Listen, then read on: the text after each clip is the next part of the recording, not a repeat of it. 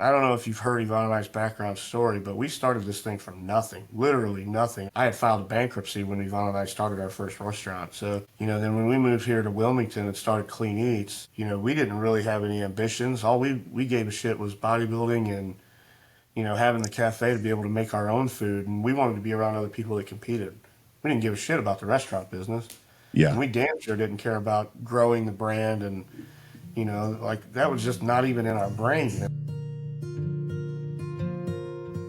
Oodle lolly, golly, what a day. Hey, today we got Don Vardy in this morning from Clean Eats and all kinds of other pursuits through his life. But what I think the brand he wears on his chest most days right now is Clean Eats, and I think there's probably a little bit more coming with what you're up to. You have a podcast called The Founders Lounge as well, yeah.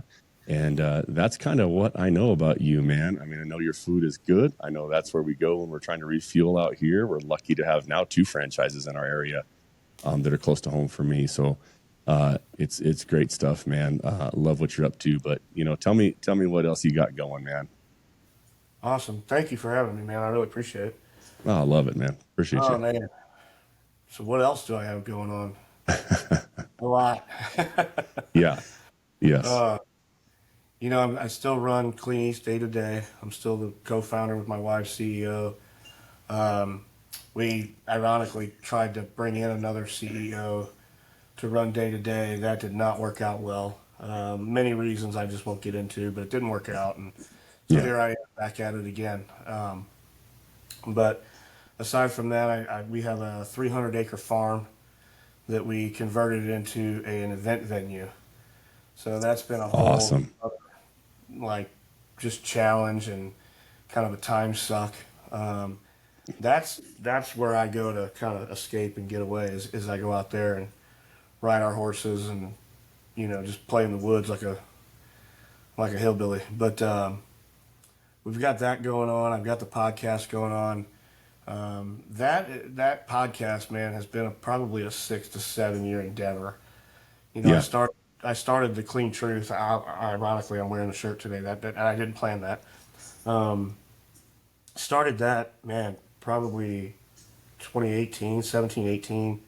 It was just kind of a side thing that I did with our video guy at the time. Didn't really have any expectations of it. Found out really quickly how hard this is to do. So I committed Yeah. to even starting one. Yeah. It is a very hard thing to do. People are like, "Oh, I'm just going to start a podcast." Oh, Yeah. okay. See how that goes. Yeah. Just like anything else, man, you're going to get out of it what you put into it. Yeah. And I think that was the first lesson I learned when I started a podcast was it can't be a side thing. We took it a little bit serious after we started it because we were like, holy shit, this is going to be difficult.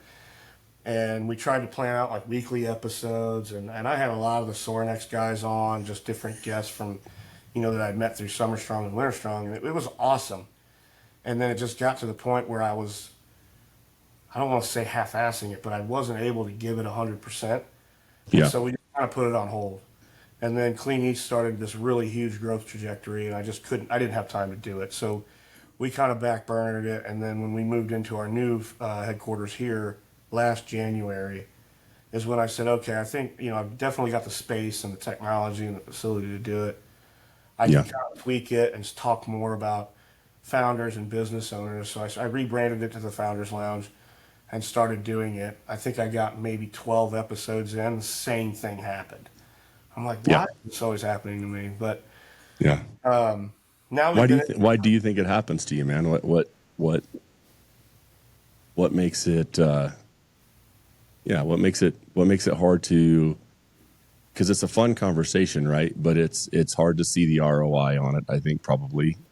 And when you're looking at your business, you go like, okay, it's hard because when you own a company, you got how many franchises? Like 100 franchises and growing at this point. we're up to 115. Yeah. And so there's an infinite number of things in a day that you've never gone to bed and went, I got it all done today. Right. No. I mean, it just never, ever happens on the entrepreneurial world and to the level that you've taken it. You're never finished. You're never done. And so I think part of what it is there is if I'm just kind of picking on myself or a guy like you is going, there's just times when it's like, man, I don't have margin for one more thing sometimes. Yep, exactly. So when we started the Founders Lounge, we got 12 episodes in, the same thing happened. And I just said, look, my priority is Clean Eats and our owners. And Yeah.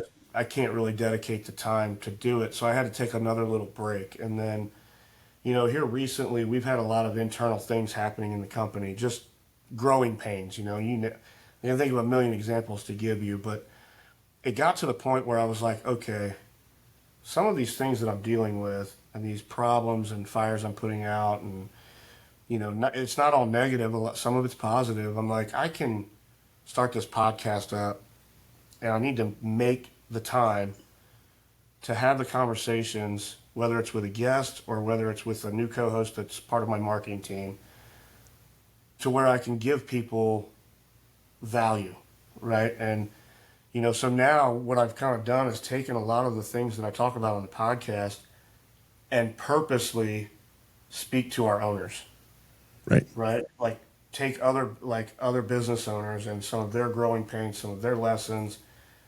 Some of them we've been through, some of them we haven't, and have a conversation with them with the intent in my head that I'm talking to our owners, and I put it out, Yeah. On our internal, technology systems, and hopefully they listen to it. Hopefully it kind of resonates with them, and obviously anybody else that's not part of our company would get a lot of value out of it too. So that's kind Yeah. of where I'm at, and so I hired a new producer. I've got a studio downtown that is really legit. I mean, I feel like a news guy when I go in there. Um, and so over the last month and a half, we've probably filmed 8 or 9 episodes that haven't dropped yet. So Good. it's one of those things where we were just trying to save time and film a bunch of them, and then that way we can stay consistent. But it takes Yeah. a lot of work, man. Yeah. Who do you, I mean, cause you've got a lot of energy flowing out, right? And so as you're doing that, you're kind of trying to feed all your people, from that mental and emotional side, you're trying to feed into people. Where do you go, man? Like, where do you go to refill? I know probably the woods, but who do you listen to, right? Because if we were talking about you sitting on the totem pole, you're at the top, right? So right now, you walk in the office, and most everybody needs something, right? So you're walking in, and you got a backpack full of whatever, and you're handing out stuff, and hey, I need this, I need that, I need that, I need that. Where do you go? Hey, how do you, as a guy, Don, who has become kind of at the top of that pile, who do you go to feed, from? Where do you go to take from? Where do you go to kind of refuel that? Really on that kind of heart, spirit, mental, just something that makes you feel that levity, kind of feeling of, oh yeah, I'm going to receive right now. Man, to be honest with you, I don't. And I know that sounds crazy, but I don't really listen to a lot of podcasts, especially Yeah. personal development podcasts. Yeah. I can't do it anymore. And it's Yeah. not a Did you knock. used to do it? Yeah, I used to. I used to Yeah. consume that stuff like it was ice water. But it got Yep. to the point where I'm like, okay, you can only consume so much of this before you Yeah. take little bits of it and actually go execute it. And I think that's what a lot of people struggle with. They get Agreed. addicted to consuming this information, but they never go Yeah. put any of it to work. And Yeah. so that's kind of where I was at. And I was like, I Yeah. can't do this anymore. And a lot Yeah. of the bigger guys, like Andy and, Dan Andy Martello, Frisella. Yeah. the guys that have these big podcasts, they're savages. I'm not taking anything away from them. Yeah. And they give a ton of value to millions of people, Yeah. which is awesome. But for me personally, it just doesn't fill my cup anymore. I enjoy like looking at their content online, and some of it I'll see. I'm like, oh yeah, that's Yeah. pretty legit. Yeah. But for me, Yvonne and I hired a coach who was actually a good friend of ours, and we were really hesitant on doing coaching with him because we didn't want to cross that friendship barrier. Yeah. But the guy is so good at separating the two boundaries. Yeah. And it's Rudy Rixton's. I don't know if you've ever heard of Rudy. Rudy's I probably haven't. one of the top 5 like performance business coaches in the country. Yeah. Like he's probably one of the best, and if guarantee it, he's probably one of the top 5. Yeah. And I'm just very fortunate enough to be friends with him. He lives here in Wilmington. Him and his wife are good friends of me and Yvonne's. We hang out with him quite a bit. But the coaching that I've gotten from Rudy, over the last probably year and a half. Those bi-weekly sessions that I have with him, that's what does it for me. And it's, Yeah. to be honest with you, man, it's been life-changing for me because of the stress levels that I used to deal with, and having 100+ owners and Yeah. trying to figure out how to manage those different personalities all at one time. I struggled with that for so long, because I come from a construction background. In essence, Right. I'm a roughneck. Yep. Sometimes I Yep. want to grab these people and shake them and tuck at them and Yeah. just go at them, and I can't do that. Right? It Yeah. doesn't do them any good. Doesn't do me any good. Yeah. And so I think that's what I've taken away from Rudy and the coaching, and where I've kind of drastically changed in the last year is with patience, conflict resolutions, how to have hard conversations, Right. negotiation tactics. That, for me, that's what does it right now. Yeah. Yeah. I'm reading a book right now. It's actually a 2-part book, and it says like one book is I Am and the other book is Leader. It's just kind of super graphically, it's pretty cool. But one of the things he said in there is leadership is a dark art, and it's just, that really has stuck with me lately, from the leadership perspective of, just, it is not, you're not a manager anymore. And there's very few leaders. There's a lot of managers, in this world. And I think as you become an owner and you have to transition from, manager really to genuine leadership, and it's a whole different like set of skills. And you really got to look at your own bullshit when you're doing that, right? Because so much your own old, your bullshit comes out as a leader when you're really trying to lead. And it's just, it takes some real in-depth digging. And I agree. Like, I think, probably 10 years ago, 15 years ago, when we were starting our companies, I couldn't help. I couldn't get enough, right? I was reading every book I could get my hands on, all the podcasts, all the things. And I always compare it to a little bit like the first time I went to an all-you-can-eat buffet as a kid. We grew up in a real small town. There was nothing like that. There's like 2 restaurants, and, there's nothing there. It's just all farm ag country where we grew up. And we went to the big city, and there's this, I think it was like Furs is what it was called, and it was all you could eat. And I literally wanted to try everything on the buffet, right? My goal was to eat a little bit of everything, made myself sick, right? And it was a lot like that with the information, as I consumed so much, but I didn't have the time to digest, that information. I was just taking it in. And probably 6-7 years in, after just kind of filling the bookshelves with books, listening to memorizing stuff like, Tony Robbins would talk. Even today he talks, and I already know what he's going to say. I can finish his sentences for him, right? Because he just takes so much in. And then you realize, like, and then for a while I started to break it down into principles or concepts, right? So I would take, say, 6 books and try and find that same principle in that book of maybe something from leadership or business growth or business development or whatever it was. Marketing didn't matter. But I think that is a transition that you go through if you're a person chasing that, like, me, like I grew up in the construction world as well, right? So I knew how to work with these really well, and I knew how to get up early and go hard. That's easy. Those were established, which I think is probably the most important piece of running a business initially. But it's really then, like, how do you then get granular with where you're at and where you're trying to go, and being well aware of, like, okay, this is the tools I've got in my toolbox, and this is the doghouse I'm trying to build, or this is the 8-story skyscraper that I'm trying to build today, right?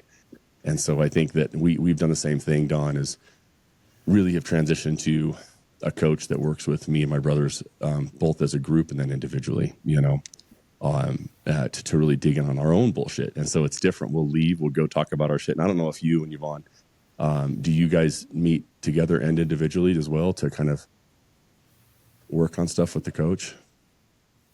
Oh yeah. We most of the time we're together because we do it together for the leadership training. But yeah, we do individual sessions too, which are great. It's an interesting combo of, like, counseling and business development, and really that forward-looking. It's almost like forward-looking counseling, right? With a pretty clear mission in mind. Yep. Yeah. How did you transition, Don, from that moment, man, where you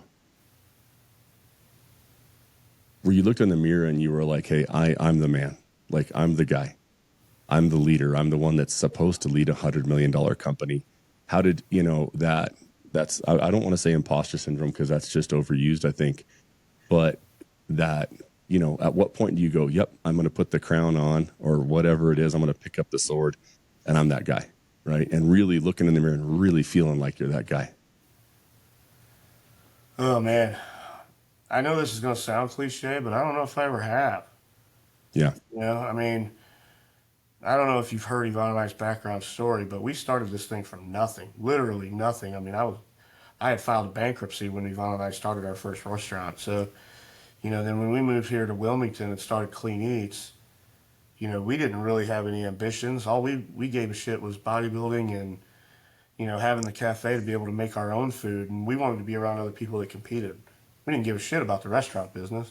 Yeah. And we damn sure didn't care about growing the brand. And, like that was just not even in our brain. And then when we franchised it, we had to kind of take a whole other perspective on it. Now we've got people that we're responsible for. Yeah. Right? Their success is our responsibility. And so I've just been doing the same thing the same way since day one. And I've never been one to put myself out there, sometimes to a fault. I get people that say, why don't you do this more often? Or why don't Yeah. you go and do speeches and do keynotes and things like that? And it's because, I don't know. I mean, do I enjoy doing it? Yes, I do. I don't do it enough, but it's always just in my head, kind of a secondary thing to our owners. You know what I mean? My number one priority every day when I get up is what can I do today to scale the brand and help make my owners more money? It's Yeah. never been about me. It's never been about Yeah. me, being the face or anything like that. I mean, we get that just out of happenstance because of who we are, but I've just never really chased that limelight, so to speak. Yeah. And it's just now here recently where I'm like, okay, the personal brand thing, I use my fingers in quotes because that's also used quite a bit. Yeah. I need to start thinking about that because at some point, Yvonne and I will exit Clean Eats. Then what? You know what I mean? Like, who Yeah. am I after that? And I'm not afraid of that. I kind of, there's days where I look forward to it, but Right. I ask myself all the time, what is that? I don't know. So here recently with the podcast and then just over the last few years, I'm like, what value am I going to bring? And that's when I started Integrity Brands, the consulting company that I have. Yeah. I've learned a ton of lessons, tons of them, over getting screwed over, losing hundreds of thousands of dollars, being sued, you name it. If you can experience it, I've Yeah. probably experienced it. And so I sat back one day and I go, okay, I started getting people calling me that were either one, interested in franchising their business, or two, just wanted to have lunch because they wanted to ask me 20 questions. Yeah. I got more joy out of doing that in that short amount of time with those people than a lot of things I was doing. And I was like, this is a sign. Yeah. Like I'm not an expert, I'm not Alex Harmozy or one of these big guys that have, I'm just not there yet. I haven't done that. Yeah. And quite frankly, don't know if that's what I want out of that. But what I do enjoy and what is a huge passion of mine is taking, I'll use this kid here in Wilmington as an example. He's an Asian guy, good friend of mine, hard hitter. Like this kid works a lot. He's a hard worker. And he has one of his like 4 businesses is a boba tea concept. And he came to me out of recommendation from a mutual friend that we have, and he's wanting to franchise this brand. And he was this close to signing an agreement that would have royally screwed him from this monster conglomerate that does it in the franchise world. And I was able to prevent that from happening, and now I've gotten him to the point where now he's ready to franchise his brand. Yeah. Has brought me more happiness and joy just being able to do that and kind of navigate him and steer him around these pitfalls and away from like people trying to take advantage of him, so to speak, which is the whole mission of that consulting company. So that's a huge thing for me now. Yeah. Yeah. Yeah. And it's something where I think looking at you and going, okay, again, just kind of like becoming that guy where people call and saying, yeah, I might have figured a couple things out, and you probably don't realize it day to day, but now I think, just from my own experience, when, you get served, let's say somebody's suing you, right? And I've been there as well, a couple, like more times than I want, but you get used to it, right? The first time you start freaking out, you're stressed out. And now it's like, hey, your admin says, hey, you got served today. You're like, open it up, read it to me. What do we got?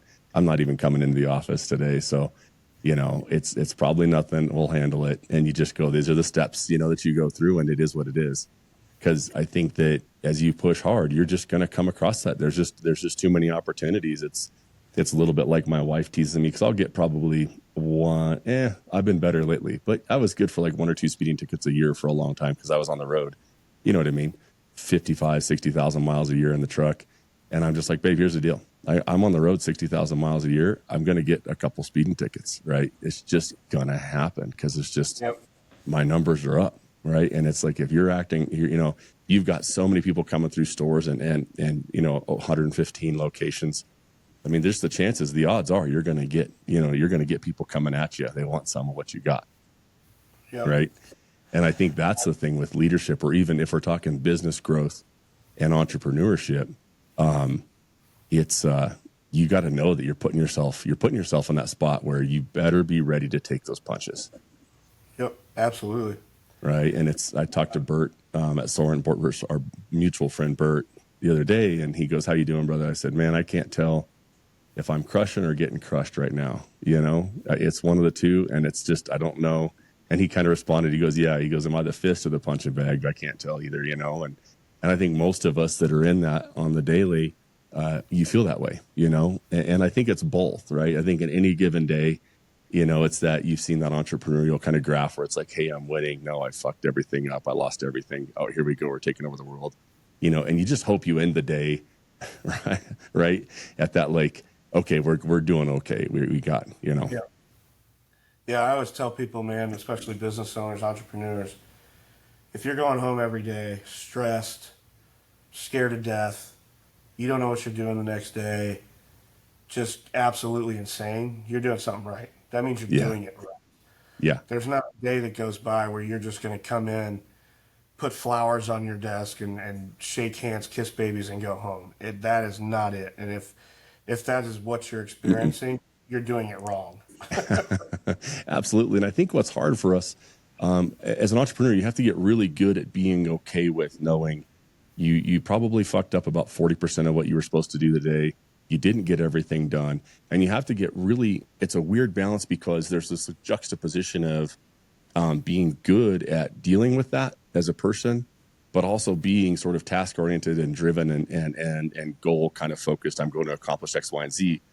But the balance of you're going to try and accomplish these, but you're also going to fail largely.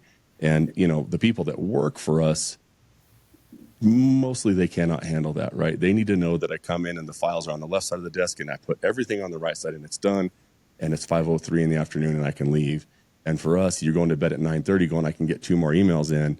I'm going to wrap up these 2 things and I'm going to leave a whole pile of stuff for tomorrow. It's never finished.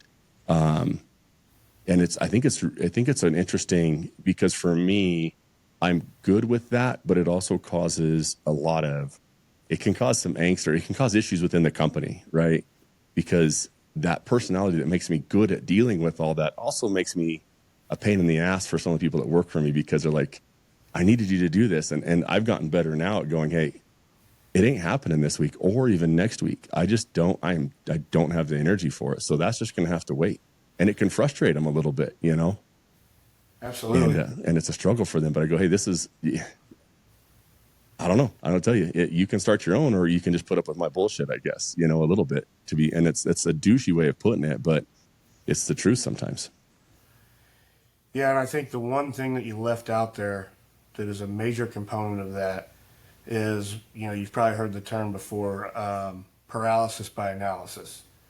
Yeah. Which Yvonne and I have gotten so good at it that it's probably to a fault. Like, we move so fast. Yes.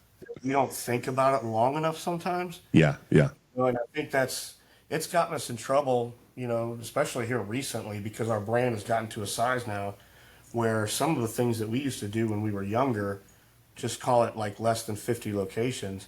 Yeah. We used to be able to come out with a product and just go and roll with it. You can't do that anymore. There is a long procedure when it comes to a new product rollout that for me and Yvonne, it kind of takes the fun out of it. We're like, Yeah. God, like we got to go through all of this testing. We got to do, we've got to get C of A's for the products, the CPG products.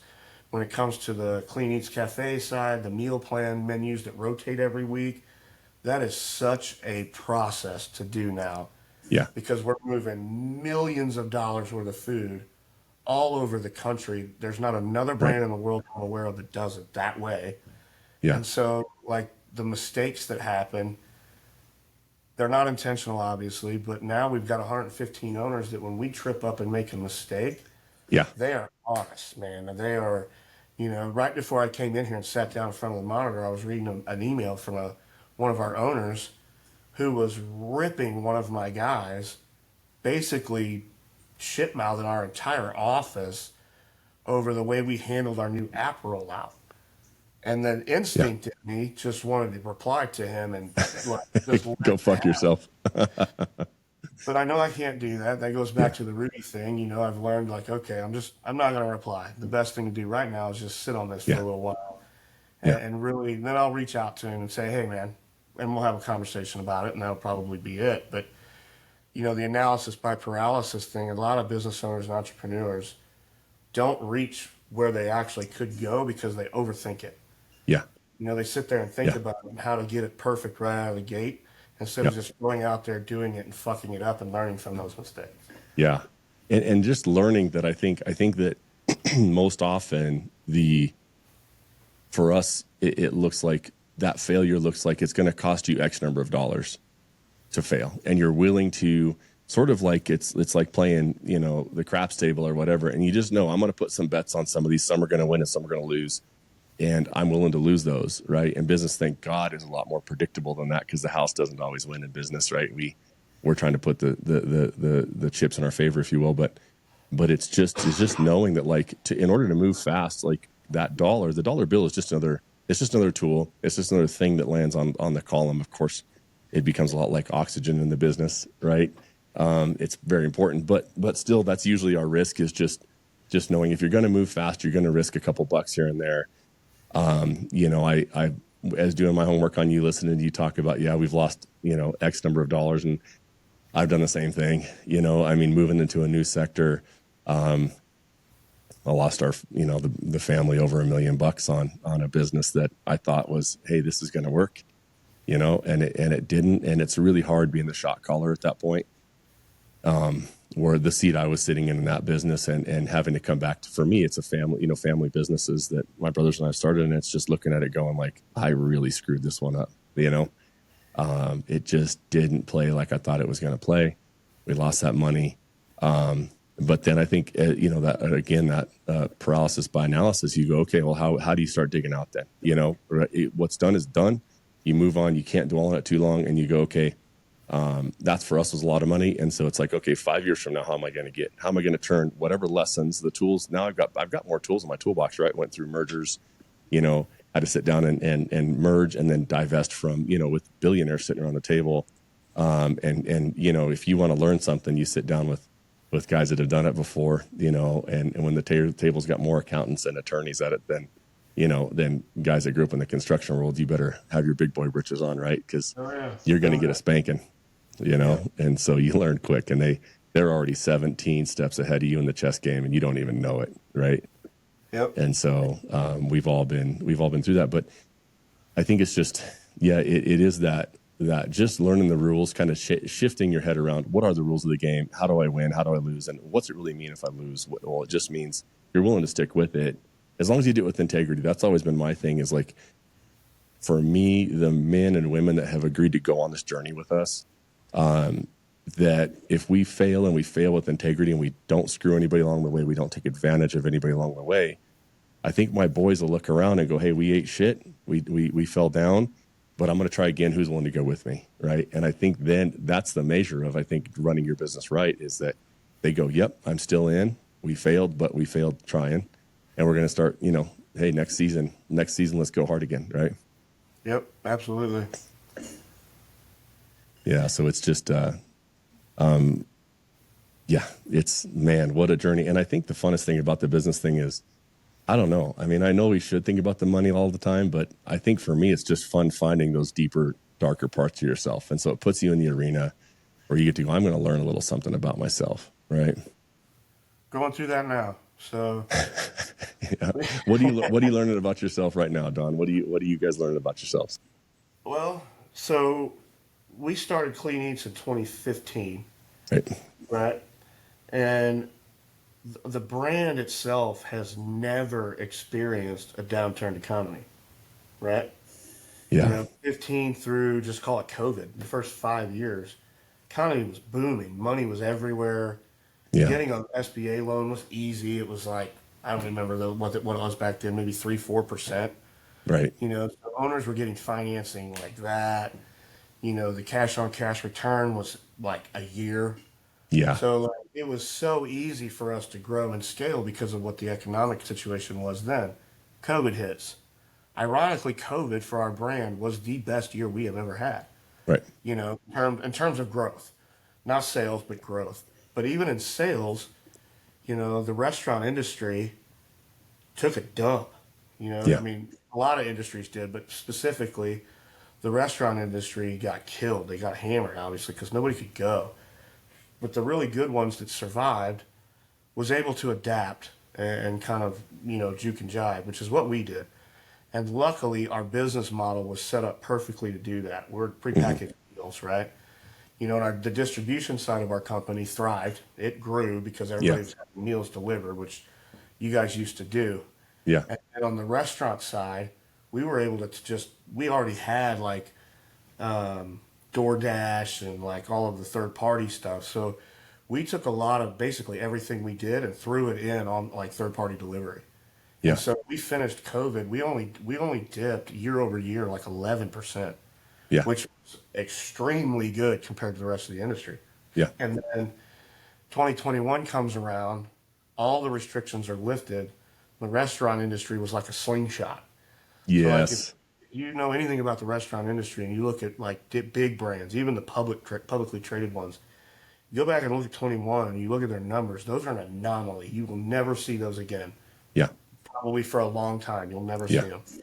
I mean, our growth that year was exponential in terms of sales and profitability and things like that. Well, then everything came back to reality. And then, I hate politics, so I'm not even going to go there. But Yeah. the economy in 22, 23, and 24 sucked. It Yes. just flat sucked.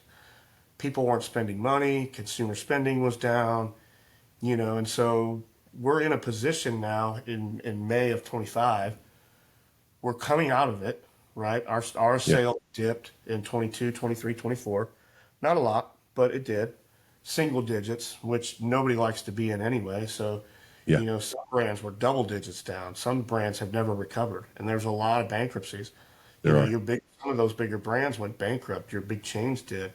Yep. And so when you ask me what am I dealing with now, it's that we've never been in the position that we are. Right, like right now, our same store sales, comp sales, they call it in the restaurant industry, we're down like 2.5%. Yeah. Now that's not a lot. In essence, you could call it flat because there's a lot of contributing factors to that. You hit 10%, you better sound the alarm. Something's going wrong. Right. We're like 2%. So there's it's weather. It's, I could list 5 or 6 reasons why that is. But at the end of the day, we've never been there. Yeah. And so now I'm like, all right, like you need to pull your fucking pants up and let's get back to work. You've been here before. Yeah. You were flat broke. You filed bankruptcy, man. There's like nobody has gone through the shit that you've gone through to get this Right. brand where it's at. Being 2% down, it's a cakewalk. Should be. Right. Right. But I've never been there since we started it. So Right.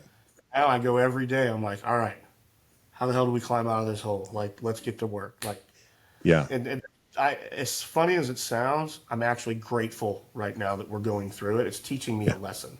Yeah. Yeah. And it's that perspective that you learn, but you're not wrong. I mean, not to get too technical, but one of our company services a lot of chain restaurants. And in general, what we see that they're all down right now. They're not spending. We repair things and anything hot or cold in kitchens. We repair it up and down kind of the Front Range where we live in. and a lot of them, you know, stuff's breaking, and it's a lot of duct tape and baling wire, keeping those restaurants afloat, because, you know, their margins are so tight as it is. And then when you have food costs going up, right, and you have people cooking at home less. I saw a funny thing on Instagram. It was making fun of kind of, I forget, I don't even know what generation is right behind us, but they were doing, what they call it, something like the at-home barista. You know what I mean? Where it's a trend where they're having their friends over and they're making coffee and having snacks together in the house, right? Or something to that effect. And it was just making fun of, like, oh yeah, that's just, you know, that's just called making coffee at home, right? And I think you'll see that too. You do see that. I see it in myself. I mean, we had that. We called in, and we were driving home from one of the many kid activities we have in our life right now. We're busy as shit. I was like, hey, let's just get some pizza from our place, our favorite little pizza joint, like local thing. And my wife gets on, orders, you know, her gluten-free, and then one for the kids. And then she kind of puts the phone down. She looks at me, she goes, $74, you know? And I was like, I'll cook fucking steaks for $74. I'll take the time to put the grill on, you know what I mean, and cook myself something good. And I think a lot more people are doing that now, you know? Yeah. And I think they're going, maybe I'll try firing up that stove I've never turned on before, right? And so we're seeing some of that in that industry. Not that that's a completely bad thing, right? From that perspective, but it's something, it's a trend you have to work against. And so how do you balance that? Because my head was going, okay, so Don, you can look at the greater market and go, well, the whole market is suffering, and we're just, it's not us, it's the market, you know? And I know there's sometimes that temptation to go, well, it's the market, it's not me. Right. But then turning that off on yourself and going, nope, I'm going to go against the market. I'm going to be different, and I'm going to trend. And when they go here, when they zig, I'm going to zag, and I'm going to be better. Yep. No, yeah, absolutely. That is not true. And that's, when I said it's a challenge. So that's the challenge that I'm having, right? Is one, getting our support center, my team here, the 20 people that work for me in the office every day, getting all of these guys bought into where we're going. How are we getting out of this? How are we fixing this, right? Yeah. And once we do get it fixed, then what? So getting that to happen, the whole other battle, which is bigger on a grander scale, is I've got 115 owners who, call it 70% of them, maybe 80%, experienced COVID. They experienced 21. They've gone through the ups and downs, but they're so used to all of the ups, they've never experienced the downs. And so they're freaking out. You know, man, my costs are going up, my profitability is going down. You know, they all have the same worries and concerns, and rightfully so. But what I'm trying to get them to understand now is what happened, to make a long story long. COVID hit, 21 came around, everybody in our system made a lot of money, and everybody was very successful. Well, what happens when that happens with a large group of people? They get very comfortable, they get very content. Yeah. So then they do things like they'll go and they'll hire a general manager to run their store because they got a fat bank account now. They overextend their expenses. They live outside their means. They go buy new houses, new cars, you name it. And I'm not demonizing them for that. But the lesson is 22, 23 came around, 24, and they're like, oh shit. Now I got to get back in the restaurant, do what I was doing, do the things that made me successful, that got me to where I am. Right. And a lot of them have gotten so comfortable, so content, they don't want to do it anymore. Yeah. They're getting burnt out because our model, Clean Eats, is a model that has 5 revenue streams. So it's essentially 5 businesses under one roof. And every one of them has to be thought about individually, but then at the end of the day, collectively at the same time. It's not an easy model to run. And so, you know, a lot of our owners have reached that 5, 6, 7-year mark. They're tired, man. Yeah. They've been grinding. They're tired. They've been at the highest of highs, lowest of lows. And trying to get them to re-spark that thing, that reason for why they're here, is an ultimate challenge for me right now. Every day I'm on the phone with another owner saying, hey man, I know where you're at. I've been there a million times. These are the things that you have to do. And just trying to ignite that spark back in them is very, very difficult. Yeah. Yeah. I mean, it's a little bit like when you stepped out of the gym for too long and you go back in, right? And you go like, okay, if and I've had some start stops in my career in the weight room, and you just know, like, I'm going to have 3 to 4 weeks where it hurts to walk. It hurts to sit down. It hurts to Yep. wash my hair. And then it's going to get good. And then I'm going to start to feel good again. I'm going to start to get addicted to it. I'm going to get in a rhythm again. I'm going to walk in. I know exactly where, you know what I mean? My warm up and all of that. And it's hard. And we all have to do it to ourselves. And it's like, I always kind of debate, do I need the carrot or do I need the stick right now to get myself back where I need to go? Right. And so do I need tough love, kick my own ass, or do I need to give myself a little reward? Hey, get 5 days in a row in and you get X, Y, or Z. Right. I'm doing that And with so fitness too. I mean, the fitness thing for me has been a roller coaster yeah, the last 4 to 5 years. I mean, yeah, I was a bodybuilder for over a decade and done very well at that sport. I mean, I was blessed with halfway decent genetics, so I did very well when I was doing it. And then business takes over. And you stop competing at a high. You competed at a competitive level, so you'll get what I'm saying. yeah. When that's gone, then you're like, fuck, man. Like, if I can't do it 100%, I ain't doing it. Yes. Talk myself out of training. I would half-ass it. I would 1 or 2 days a week here and there. And then if I go down, I start a workout. I'm like, ah. Then you pick up your phone. You start answering emails. Dude, yes. But here recently, with the struggles that we've been kind of going through here recently, I'm like, all right, I need this. If I'm going to get Yes. over this thing over here with the business, I got to get over this mental health hump and get my own shit together so that I'm effective over here. And so what did it for me was I had an event not too long ago. I can't remember what it was, but we had one of our media guys there, and I saw a picture of myself, and I'm like, nope, not happening. Like, Yes. we are not going down that road. So I just immediately a light bulb went off, and I'm like, you're getting your shit together now. We're Yeah. going to train whether like, and then one of the hard things I had to do was get over that. If I can't go balls to the wall in the gym, Yeah. then I'm not going to do it. So now I pretty much go back to my old bodybuilding days where I'm like, okay, 40 minutes. Just give it 40 minutes. If you Yes. don't finish it, so what? If you get a pump in 40 minutes, Yes. go do it, move, do your cardio right after, sit in the sauna for 10 minutes, go drink a protein shake, and then go on your way. Yeah. And ever since I started doing that, it's gotten a hell of a lot better. I Yeah. started losing weight. I'm in a lot better shape. I feel Yeah. better. My mental game is back. Yeah. And so it's been a lot better here recently. I love it. And I do the same thing. Like this morning was one of those where, whatever, we just been busy. I've been tired. I've been waking up and I am like, God dang, I'm beat. But I have a little workout. It's like a 21-15-9 kettlebell swing wall ball as my warm up. You know what I mean? And then I do a 10-minute, every minute on the minute. And that's when I'm like, when I am just toast and I don't have the time, it's like, it's that. And so I just do that as fast as I can go. I put on whatever my playlist is that's going to get me for the day. But sometimes it's like peaceful piano music. And sometimes it's freaking, my brother has a Spotify he created called Get Some, which is like all of that, like late 80s, early 90s, just rock. Right. But for me, it's like, okay, that little circuit takes me about 6 minutes, and then 10 minutes, just every minute on the minute. Doesn't matter. Grab whatever you want to do. You want to do 10 sets of 10 curls, you want to do lunges or box. It doesn't matter. Just do something, because for me, it's that mental, for sure, that mental health piece for me, right? It is what I do for my mental health, but also it creates a win. I said, I kept my promise to myself this morning. I did what I said I was going to do.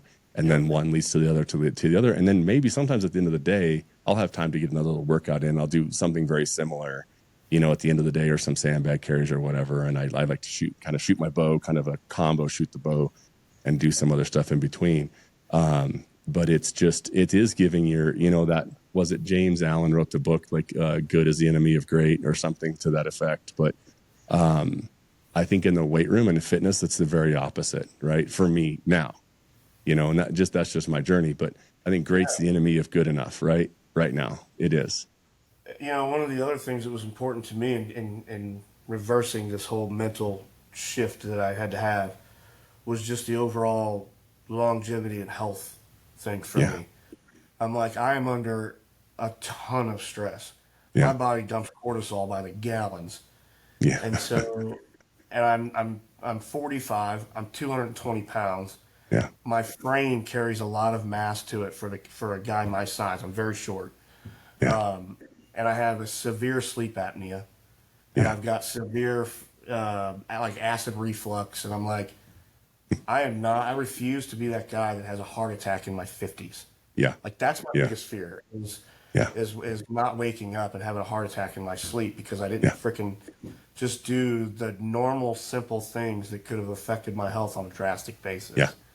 And so that's another thing. That's honestly what did it for me. I'm like, if I keel over and die, what good am I going to do? My family, my company, the people that work for me. Yeah. I'm not serving them. So, Right. I had to get my shit together to get my blood work's always been good. I monitor that. So like inside I'm good. But Right. that my heart is a big thing. Like I'm just Yeah. like I know I'm not the largest human in the world. You're a monster compared to me. But like I'm also in that range where Yeah. cardiovascular, risks are very high. And it's interesting being a bigger guy. Like I weigh right now, I'm 292, right? But I'm 6'5", but I'm dense. I'm a dense 6'5", right? I think most guys, they're like, oh, what are you, about 260? I'm like, bro, I'm 290, which makes getting up and down the mountain chasing those animals, the little furry guys I like to chase, kind of difficult.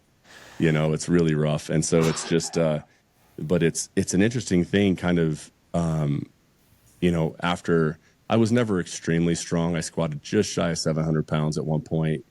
And just knowing that like, I'll never do that again, and I think so much of the weight room is based on just, okay, we're going to go max out. We're chasing PRs, you're chasing PRs or whatever you did. And to now know that like, all I'm trying to do is just, I'm trying to slow this plane down, right? I fucking hate to think about the fact I don't even want to say that it's landing, but here we are. We're both 45 years old. I'm hoping for 35 more Septembers in the woods in my life at this point. And that's really ultimately the goal for me. But you're just trying to slow it down. You know what I mean? Add longevity, focusing on just I like to kind of think of like, it's my elbows, my hips, right? And keeping those things mobile, keep my heart healthy. But you're not going to be as strong as you were, right? You never are. Nope. That's another. I've already gotten over that, man. That kind of shit. For me, size and muscle mass and things like that. Like, I don't care about being the biggest guy in the room. Yeah. I don't give a shit about how big my arms are, how big my chest is, and whether or not I'm proportioned or anything like that. Anything a bodybuilder cares about, I don't care about anymore. Do you have kids, Don? Do you have children? I got two stepdaughters. Yvonne had two young girls when I met her, really young. Awesome. And Yeah. so I've been with them for probably 15 years of their life. So Right. So there's a point when we talk about arms and some of that, you do want just enough shoulders and traps to make sure when the boy shows up at the house that he knows you can pop his head off, And I also have a lot of guns, and they know that. Yeah, exactly. Well, and it's funny because they are all so small compared to, to me or to you. And so it's weird. I always had this vision of like, they're going to show up and I'm going to have an axe sitting out here and I'm going to be sharpening a big knife and I'll have my guns. And then they show up and it's the very opposite. Now I'm like, you're going to be okay, buddy. You can come in. I'm not going to kill you, and it's going to be all right. I always told my girls the fastest way to scare a guy that they're bringing to the house. I said, have you ever seen a large man with tattoos cleaning a Glock in his underwear on the couch? Yeah, I know. We'll scare him, trust me. Yep, absolutely. And I always tell Courtney, it's my daughter, I'm like, hey, like you need to be aware of yourself, personal, just awareness of your space and where you're around. I cannot have, if a man puts his hands on you in a way that I don't approve of, I'm going to end up in jail because I'll kill him, And so it's for her sake and mine, because she's going to lose some innocence and I'm going to spend the rest of my life in jail because he's dead, And so I said, for both our sake, we need to learn how to protect ourselves and be aware of where the situations we're putting ourselves in, Totally agree. And so it's fun. And man, what a good lesson. I think those kids teach us so much, man. I think there's so much we can learn as especially I don't know, it's where you're at with being a stepdad is even more work, right? It's I think even harder to have to, as a man, to have to earn that place in their life and be able to speak into their lives a little bit. But understanding them has really helped me really understand leadership and myself and my life. I don't know if I've ever been good at it. I've struggled with it Yeah. for sure. Because my dad just wasn't around when I was a kid. My real dad, Yeah. and so I had a stepdad growing up. I mean, he pretty much raised me and my brother from 7 to forever. Yeah. And then my real dad was killed when I was a really young kid. So I really never really knew him. Didn't have a Yeah. relationship with him at all. But I grew up with my stepfather, and I was your typical teenager that we butted heads. I mean, to this day, we have a respectable relationship, but it ain't close. We Yeah. never really have been close. And then, when I met Yvonne, I always wanted to have kids. I wanted the family. I wanted to do that, your white picket fence lifestyle. And then when I met Yvonne, the challenges she went through and the divorce she went through and having two very young girls that I think they were 7 and 9. I don't remember. They were really young. I don't Yeah. remember exactly how old they were when I came in, but really young. And, she just made it very clear.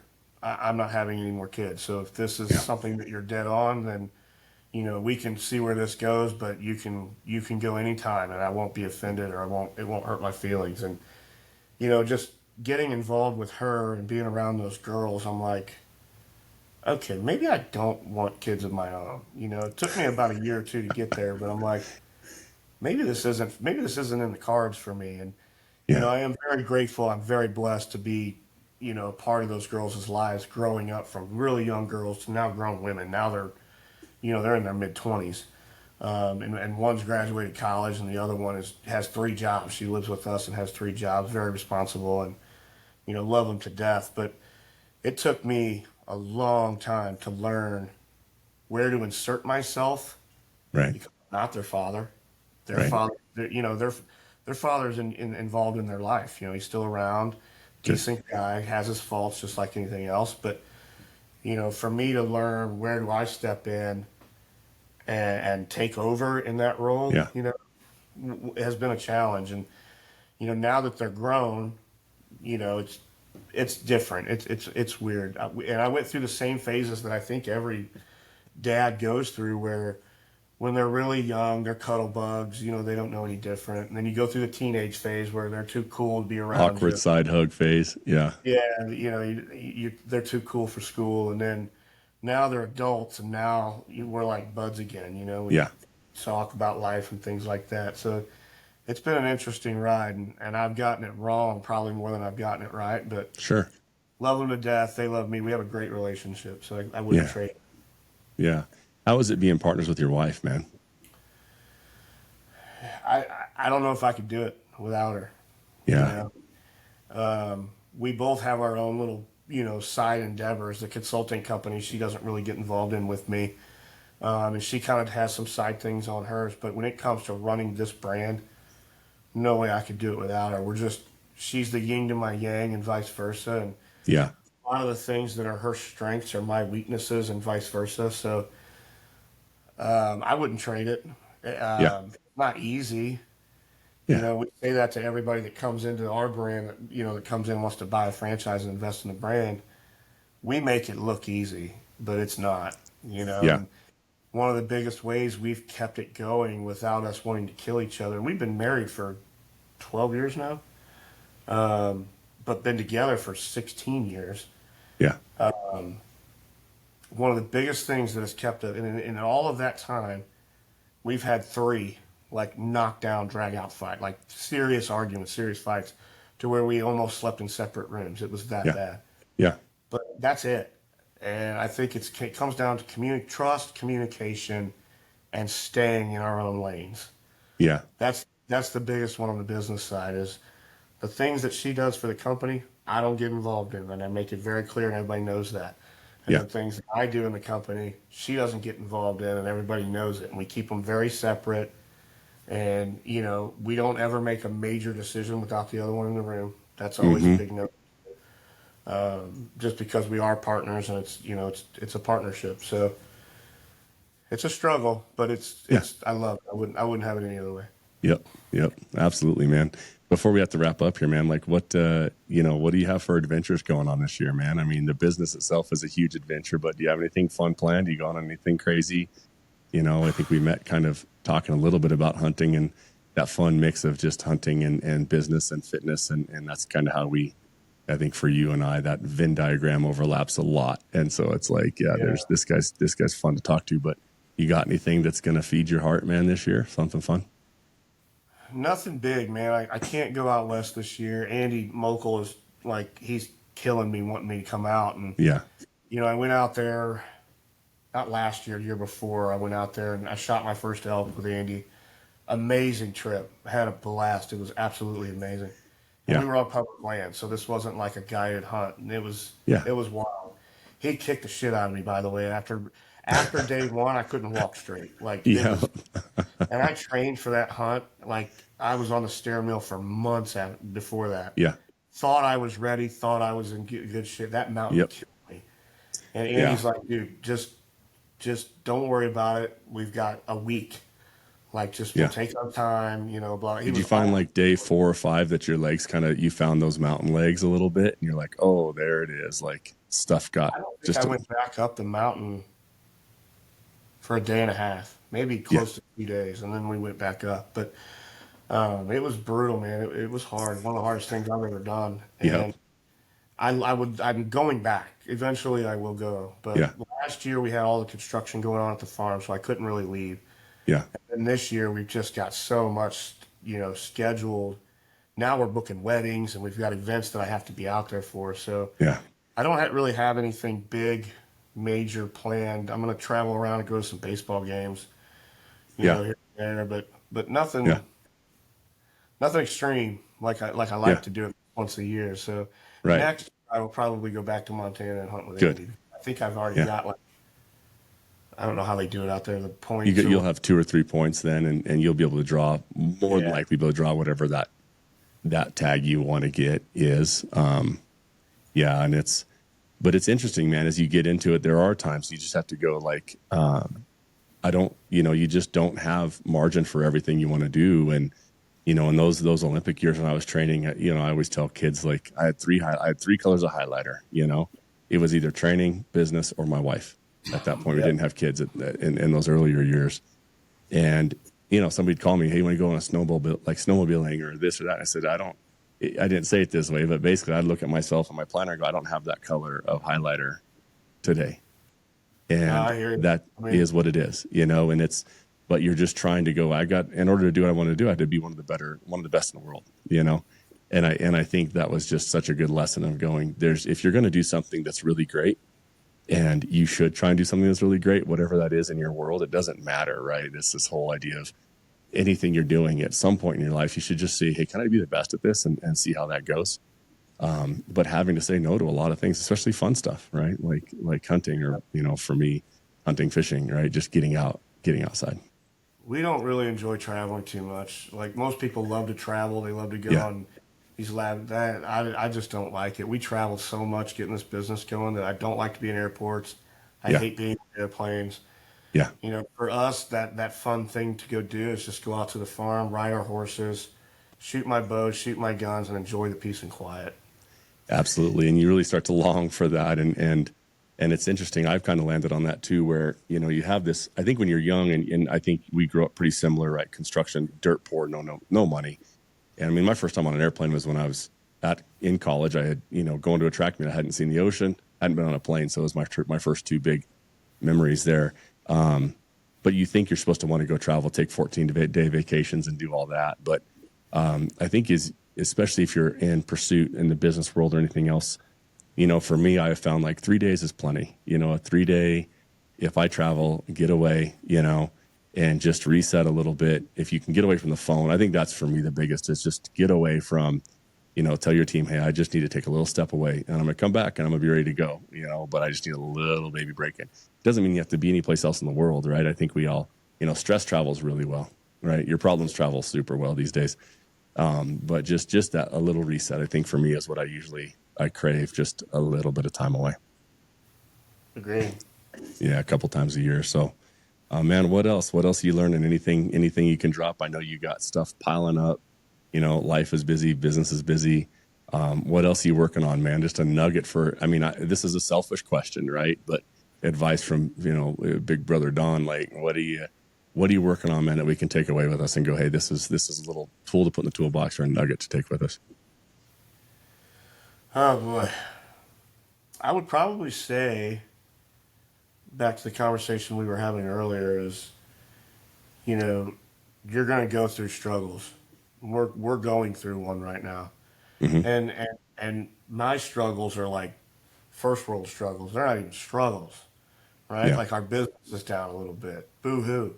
Yeah. So like when that happens, you got to kind of decompartmentalize it and not sit around and stress about it and like let it keep you up at night. You've got to be proactive. And how the hell am I going to get myself out of this?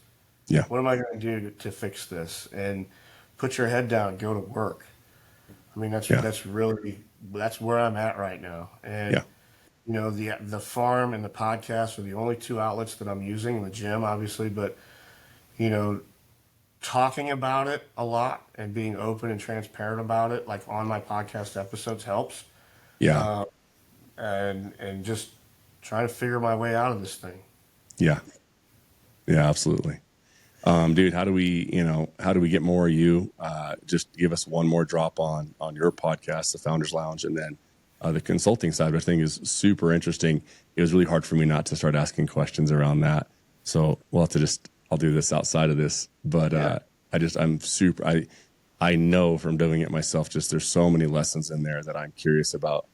How do we do that? The how-tos of it, I could spend hours probably asking questions there, but how do we find more on the consulting side, which you're focused, I think, on franchising, somebody that has just been a kind of a bootstrap business owner and now they're looking to take that next step. How do we get more of that from you? So the Integrity Brands thing is just integritybrands.com. Okay. I've got a website there. I'm on Instagram. It's just at Don Vardy on Instagram. That's really the only two things. I'm not a LinkedIn guy. I don't spend a lot of time on LinkedIn. I just don't really enjoy that. I'm on Instagram quite a bit though. Yeah. Yeah. So look you up there, reach out, direct message. Hey, this is where we're at. How do somebody reaches out, do you say no to people? I mean, is there a guy where you go, hey, you're not quite there yet, or we'll have the call? Yeah, I mean, I do. For me on the consulting side right now, I don't have a lot of time to dedicate to it because my focus is on Clean Eats at the moment. Yeah. But if it makes sense and it's the right fit, then I'll do it. I'm working with 2 different brands right now. And when I say working with, I spend maybe 10 hours a month with them. Yeah. But that's enough for me to get them to where they need to go. And, I'm not charging them a lot of money. I'm not doing it for money anyway. So I give enough value to them, in the time that I spend with them to where they're getting what they need from me. So, I mean, I've told a lot of people, no, right now I don't have the time, but check back in with me, if I can give them an hour on the phone, I'll just give them an hour phone. You know what I mean? It's not. What do they need to do? Like, let's say they call you and that you say, hey, you're not quite there yet. Young man's listening to this, young woman's listening to this. What do they need to do to get there? What would be like, say, the 2 things that they need to do to get to the point where they're ready? And you're not being mean, right? You're just going here. You're not quite ready to hear this yet. I always do that when I was training. I wouldn't start training with my coach until I knew I had gotten to the point that I wasn't wasting his time to be out on the track, right? So it's like if my weight room wasn't dialed in, if I haven't done the reps where I'm there and I have a fitness level that's deserving of taking his time to coach me, right? But what are maybe the 2 things you go, hey, get this dialed and get this dialed. Understand, understand your numbers, understand your kind of SOPs or whatever, and then come to me. What are the 2 things maybe that you tell them you got to get this straight first? I don't know if there is 2, and it's so subjective on who they are, what the business is. Yeah. If it's a franchisable business, there's got to be a demand for your product, and it has to make money. If you don't have those 2 things, don't even think about it. Yeah. If it's just a scalability thing, I mean, I could use the same 2 examples. Is there a demand for your product and does it make money? If it doesn't, figure those 2 out first. Yeah. Is the phone ringing and do you have the margin there that when it does ring, you're actually going to take something off it? Yep. Yeah. Very nice, man. Well, man, I know you are super busy. Taking an hour out of your day is huge for me. So I really, really appreciate it. Yeah, of course. Would love to do it again. I think behind kind of you're pretty humble about what you got going. And I think for me, it's like I could take hours just digging in on just trying to pulling those things out of you that you don't even know that we all wonder about. And so I think that's something I want to encourage you with is like, don't forget that there's so much more in there that you've got that that we all need to hear, that we haven't learned, and something that feels easy for you, right? It just is you putting one like a left foot, right foot, left foot. Okay, that feels easy to you, but for some of us, we don't really know how to walk yet, right? So Yeah. I think it's like encouraging you. Don't forget that some of us are still crawling, and we haven't stood up all the way yet, and so just encouragement there, man. But appreciate your time and energy as we wrap up, and I look forward to chatting again, bud. No, thank you, man. Appreciate it. Yeah, brother. All right. All right, family. Thanks for listening. Don Vardy there, FOC Podcast. As always, just a reminder, thank you to Ruckless for letting us do this every day. And then go out and check out the dudes at GOT Outpost, Jay and Drew over there, just getting us dialed in on gear. So, again, GOT Outpost, I would say YouTube's probably the best way, just so you can see what those guys are talking about. They're a good time. I enjoy it. Of course, I love them both to death. So maybe it's just me watching my buddies goof around over there that I love. But so much good stuff. So we'll see you next week. Thanks a lot, guys.